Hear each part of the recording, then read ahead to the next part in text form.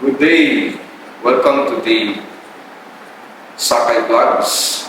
This is another episode of our vlog on Philippine politics. For today, we will talk about the recently released Commission on Audit annual audit report of the Office of the Vice President. In a report dated June 19, 2025, the Commission on Audit gave the Office of the Vice President an unmodified opinion. In that report, one of the purpose of that report was stated in the letter, and according to the letter, one of the purposes of the audit was to determine the propriety of transactions as well as extent of compliance with the applicable laws, rules, and regulations. Now, why is this important? In light of the ongoing efforts to impeach the Vice President,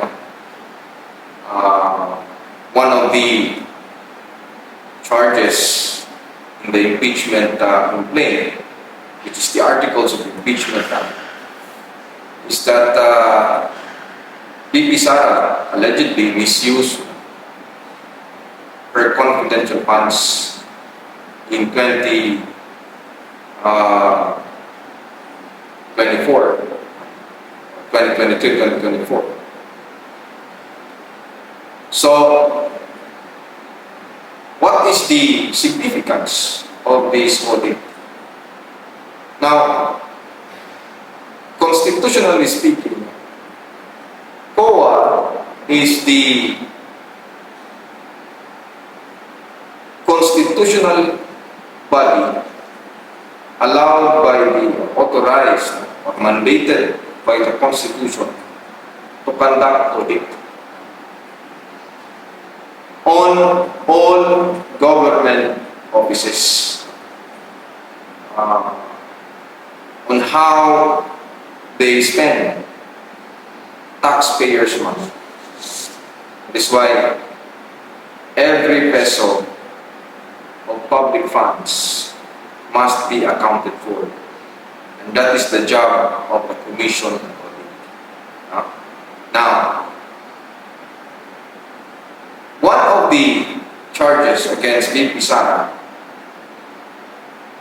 is that she misused the confidential funds given to her by the Office of the President. Well, kayo, yung sinasabi nila na spent 125 million spent in 11 days only. And then the investigation of the House of Representatives also yielded fictitious names who were supposedly recipients of the confidential funds of the Office of the Vice President when she was also the Secretary of the Department of Institution. Now, names like Piatos, etc. were found, and according to the prosecutors in the House of Representatives, these are badges of fraud. That is why the misuse of the confidential funds is one of the charges in the impeachment complaint. Now, in relation to this is the guidelines on how to disperse or to use or to account confidential intelligence funds. There is a joint circular by COA and DBM with respect to that. A COA DBM joint circular number 2015-01. Now, if you read through that joint circular, particularly on how to account the confidential intelligence funds by government institutions given authority to use confidential and intelligence funds, ang nakalagay lang doon, certification and documentation as to how it is used. So, there is no requirement as to submission of receipts. In fact, that is one of the issues that they are throwing at VP SARA sa audit ni VP SARA sa kanyang confidential funds. Puro lang certification. Now, is that illegal? Well, if you base the procedure done by the OVP in auditing, in accounting their confidential funds using COA DBM joint circular, it was not. And the annual COA audit report would tell us that she did not commit any irregularities in the confidential funds use. Because if at all VP SARA violated the law, committed fraud in using the confidential funds, that should have been reflected in the COA annual report. So if COA says that the OVP has an unmodified opinion for 3 consecutive annual report years already, that says something about the Vice President's spending of public funds, particularly confidential funds. Kasi kung titingnan mo yung report, sabi ng report, ano ang purpose ng audit? To determine the propriety of transactions as well as the extent of compliance with the applicable laws, rules, and regulations. So if unmodified ang opinion ng COA, what we can conclude from that unmodified opinion is that VP SARA did not do anything wrong. And so if VP SARA did not do anything wrong, the allegation that he misused the confidential funds amounting to 125 million because there were allegedly certifications naming fictitious persons as recipients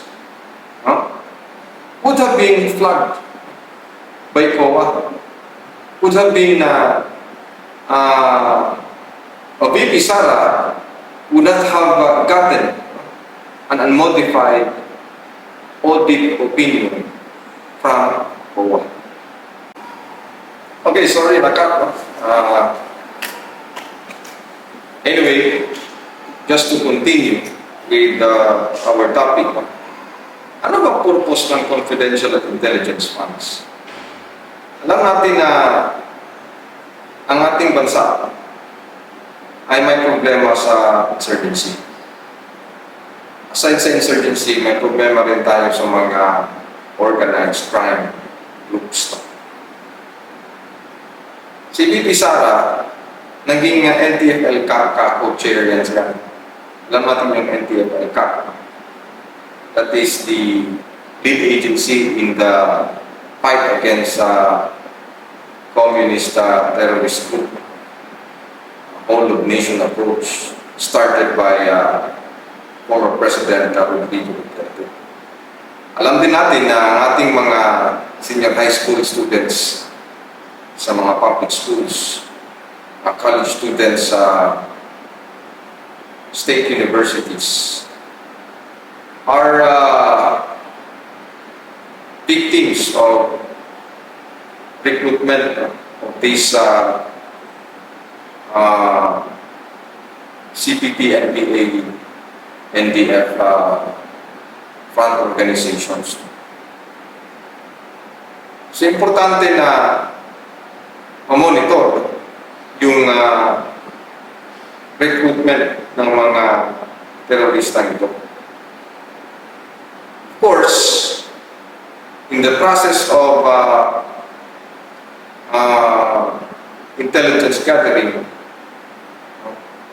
confidential funds and intelligence funds have to be used. So kung bibili ka ng information from an informant, you are a government office using your confidential funds, and you pay money to get the information vital to your intelligence gathering. You can expect the informant to reveal his real name and then give the information to you. More so, sign an official receipt to that effect. Because that would be too dangerous for him. So if a government officer would force an informant to do that because he is going to comply with the accounting procedure, no informant will come to you to volunteer and give the information to the state. Mag-burn siya. And more often than not, saan ba galing yung information? Sa mga miyembro din ng kalaban ng gobyerno. Kaya, it is impossible for some House of Representatives congressmen to require the Office of the Vice President to reveal these names. Then again, sinabi na rin ni VP SARA na in time, if and when, regardless if the trial will proceed, she will address these matters in due time. So kung mag-trial, walang good, kung niya i-reveal, ano yun, ano talaga ang real score to. Kung hindi matutuloy ang trial kasi i-dismiss ng Senado ang complaint on jurisdictional defects, at sabi ni VP SARA, just today or yesterday, sabi niya na i-explain din niya ang mga issues. So we will wait for that. Pero ang opinion natin, mga kasakay, confidential funds, intelligence funds, the word itself confidential, the information gathered using the confidential fund should be classified. Hindi yan basta-basta divulge, because you will put the lives of well-meaning informants in danger of retaliation. Okay? So, yun lang ang topic natin ngayon regarding confidential funds of VP SARA in relation to the unmodified opinion given by COA to the Office of the Vice President in the use of government resources or funds, unmodified. Highest yan, na rating. 3 years na achieve ang OPP. Okay, thank you for listening.